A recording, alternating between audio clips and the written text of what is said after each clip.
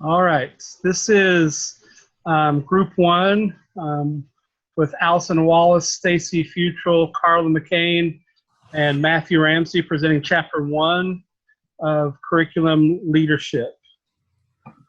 The guiding questions that we had: what does curriculum mean? What are the differences between curriculum and instruction? What are the bases for curriculum planning? What criteria can be used to plan, develop, and implement curricula? What are 5 broad general goals for the curriculum? And how do values influence curriculum planning? The first thing I saw in the book was that there's no real universal accepted definition of curriculum. Some of the meanings they threw out were the Latin, and I'm going to botch this up pretty well. It's career, meaning to run a course. It could also mean the course content, the information or knowledge that students are to learn. Planned learning experiences, intended learning outcomes, the results of instruction as distinguished from the means of instruction, or all the experiences that students have while at school. The differences between curriculum and instruction. They seem to go together very well, but curriculum is the what of education, what are you going to learn, and instruction is basically how of education, how are you going to learn it. The two are interdependent on each other, and they are the major part of student growth. The book definition they did give that a lot of people do look at is, for the definition of curriculum, the curriculum is all of the educative experiences learners have in an education program, the purpose of which is to achieve broad goals and related specific objectives that have been developed within a framework of theory and research, past and present, professional practice, and the changing needs of society. All right, the basis of the curriculum, social forces, the theories of learning and learning styles, and theories of human development. They all kind of connect and are the foundation for curriculum. For social forces, it's to interact around aspects such as social goals, conceptions of culture, tensions between culture uniformity and diversity, and other social pressures, changes, and future planning. The theories of human development allow leaders to make curriculum available for age-related and individual differences among learners. The nature of learning and learning styles. Every learner learns at a different pace. Curriculum leaders guide various learning theories by asking the following questions. How does each learner process information, and how does he or she seek meaning? And emphasis on the curriculum basis. In the past, emphasis was placed only on one curriculum based. After the new development in the 3 bases gave more emphasis on all 3 of them. And all 3 bases must be considered in the quest to improve curriculum and instruction. All right. Carla. Curriculum criteria. Basic definition is that the criteria is a guideline or standard in which a judgment or decision can be based on, and it allows the administrator to discriminate between complicated or complex elements within the field of the curriculum. It is used to answer the age-old question, what knowledge is most worth? So what are those things that's really going to help build each student?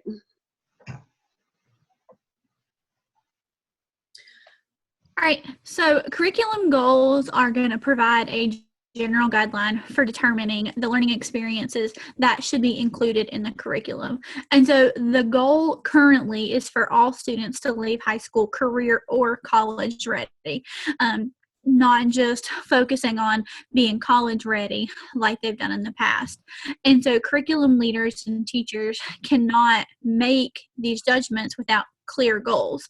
And the learners also need to be aware of the goals, and the teacher needs to work with the student together to kind of create goals for the curriculum. All right, the values in curriculum planning. Curriculum thinking is all value-based. Meaning that depending on your philosophical position, curriculum planning is guided by what you believe in. And I thought this was very interesting. I looked this up a little bit separately online, and it talked about perennialism is basically focusing on ideas that have lasted for centuries. So if you taught something in 50 years ago, you're going to teach today. Those are the important issues. Essentialism is there's the belief that there's an essential group of basic concepts that you're supposed to know in the culture. And those are things that kind of connect to perennialism, because if it's consistent to the culture, it's going to be probably consistent to what's been happening in the past. Progressivism, it's really about individuality, the progress of a person, and how they change, or their integral parts of one's education. And then there's Reconstructivism, basically trying to change society for the better. You're working on social equity within the society. Criteria, questioning, goals and values. The curriculum criteria, like Carla said, was guidelines or standards for curriculum decision making. The curriculum criteria, they want in forms of questions. They talked about how it's a good way to bring criteria and make it into a clear focus. The role that teachers play in curriculum leadership. Curriculum leadership requires interaction with the learners, society, and community within which the curriculum will be implemented.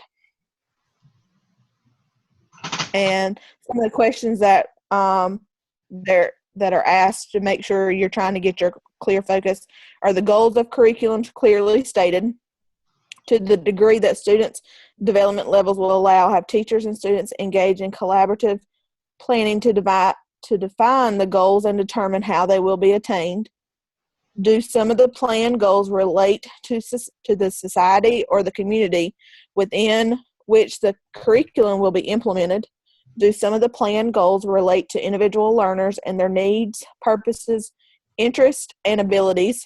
Are the planned goals used as criteria for selecting and developing learning activities and instructional materials? And are the planned goals used as criteria for assessing students' learning and for further planning of learning sub-goals and activities? All right, principals as cultural leaders. This article discuss how principals should shape the culture of their school to focus their attention on student learning. And by doing that, in order for it to happen, one of the prerequisites that they must share or distribute leadership. The ways for them to do that, the authors talked about 3 different elements. And the first element of the school culture should be, the school should have a culture of excellent instruction, which means that they engage in deeper organizational learning that uses all of the knowledge and resources that can be brought to bear on the core problems and practice in their particular setting.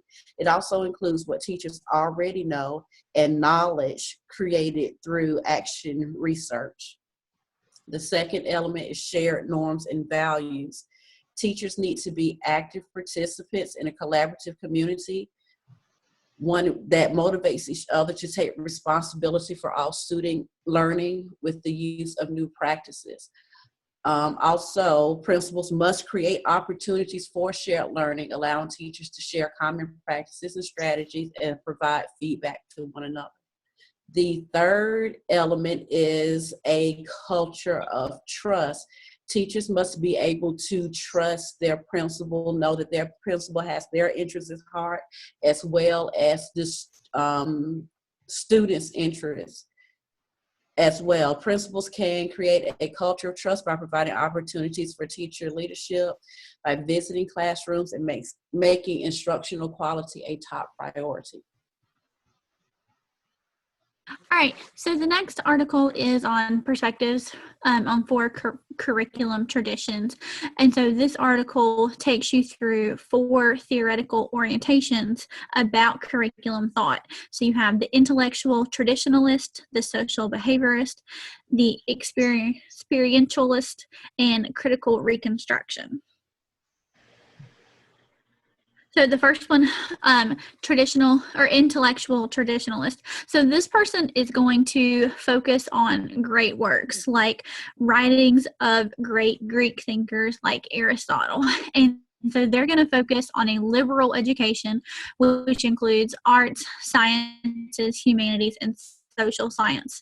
And they're focusing on these great ideas that you see in the great works. So such as truth, beauty, goodness, and they believe that you should read primary sources whenever possible as opposed to secondary sources. The social behaviorist says that this content has always been taught, so it should continue to be taught because students have always done it. And they believe that the textbooks that are created today are of little value to students, and instead we need to identify the behaviors that are going to help students become successful in today's world and really teach them those skills in school. The next one, the experientialist, the learner should move back and forth between this psychological place and this logical place in order to learn and grow. So what it means by psychological is this has to do with the interest and the concerns of learners. And then the logical is the disciplines and knowledge accumulated by the human race. So learners and students should not just stay in one place. They need to move back and forth in order to grow to their highest potential. And then the last one, the critical reconstructionalist, students are given different opportunities to learn and grow based on their demographics. So whether it's where they live, their age, their gender, their race, and these demographics offer a way to kind of track students. And basically it is creating this system of inequality in society.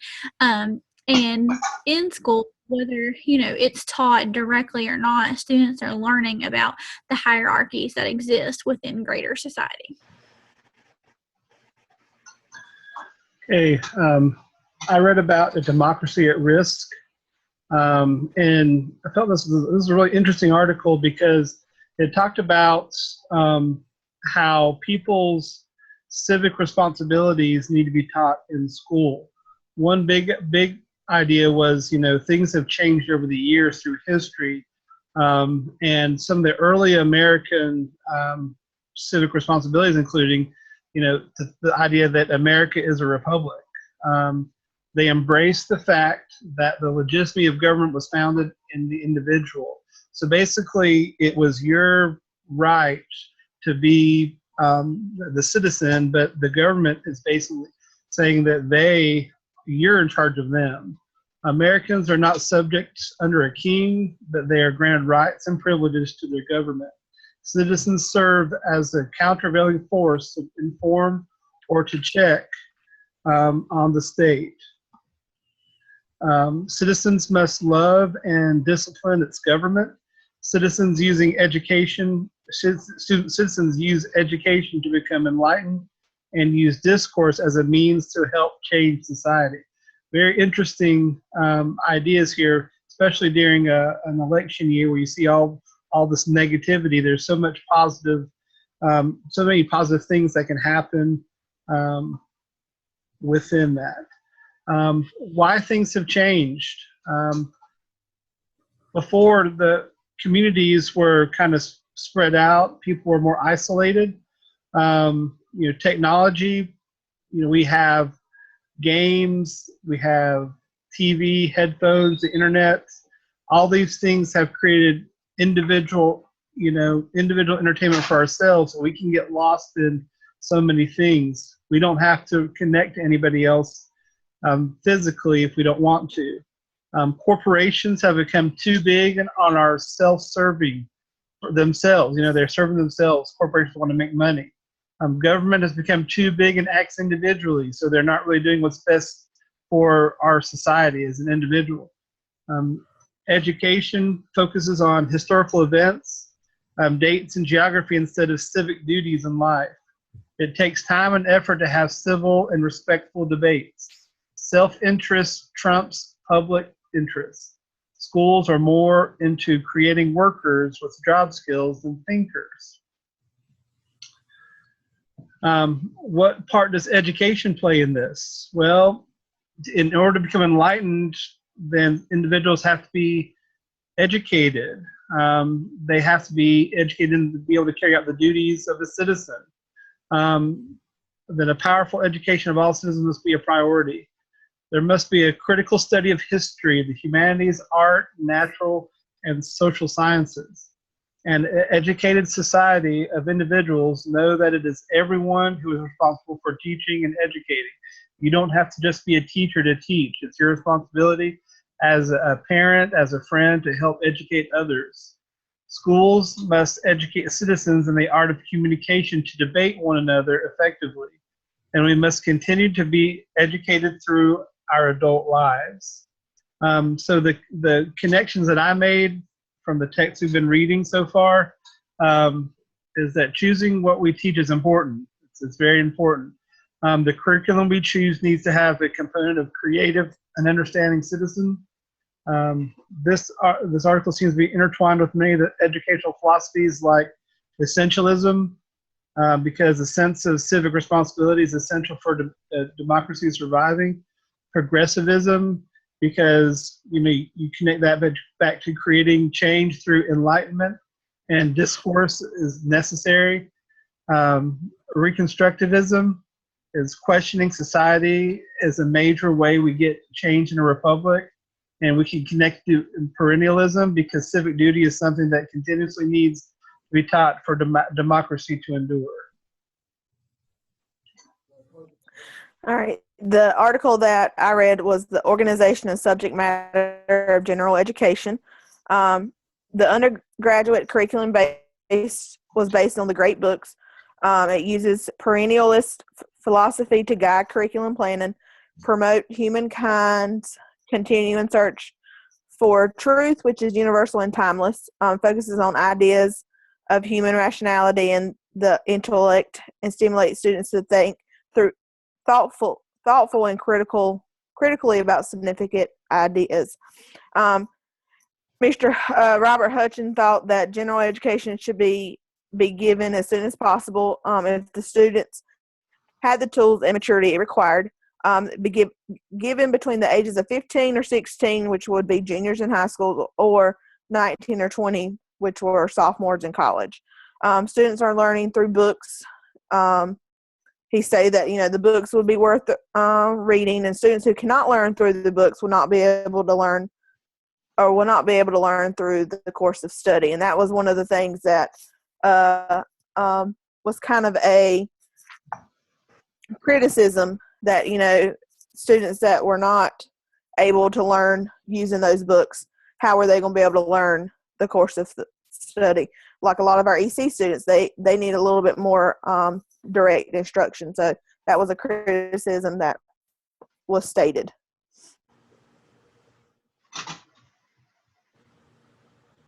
The Case for Essentialism in Education by William Bagley.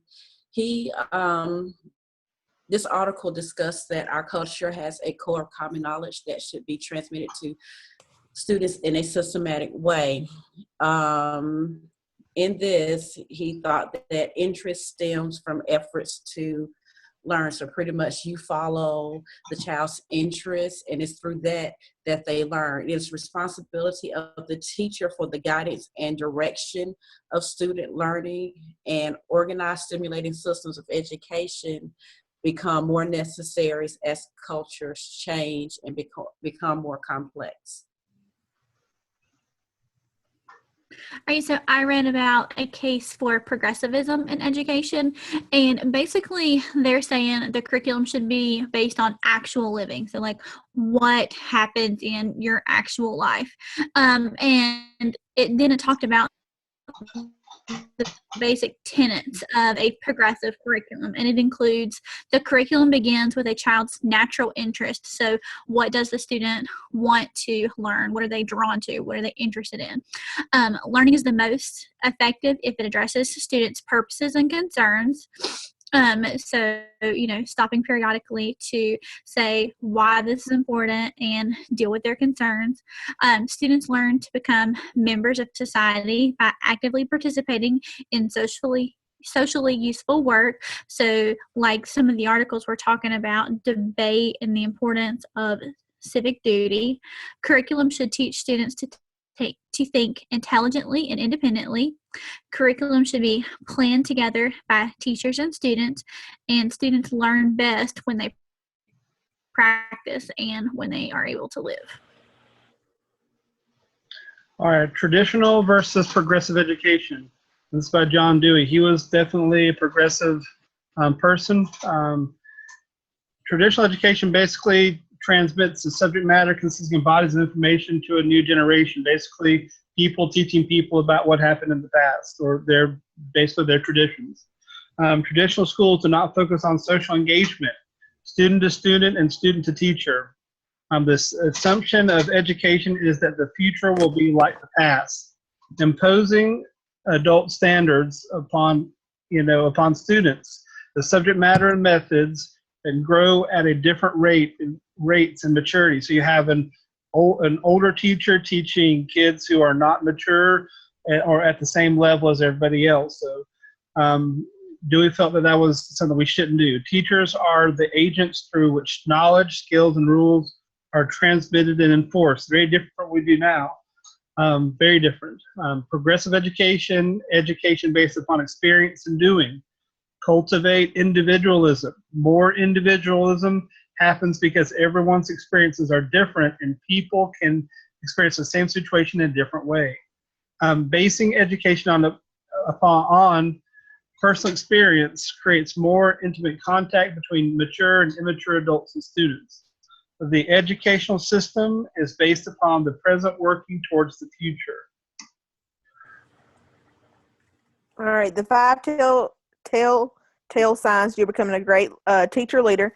Sign number 1, you wish you had impact beyond your classroom, maybe helping out teachers down the hall, letting others know how your students are using iPads for instruction. Sign number 2, colleagues often ask you for advice. Maybe share your experience by using things that we talked about in sign number 1, but find other ways to share. Sign number 3, think big about solving problems that others are complaining about. Talk with your principal about those solutions. Sign number 4, you want to take a new teacher under your wing. Volunteer as a teacher, mentor for a pre-service college student or beginning teacher. Sign number 5, you always want to know more, taking a step and enrolling into a master's program or creating ways for teachers to help other teachers out. All right. That is chapter 1. I hope you enjoyed that as much as we did presenting it to you.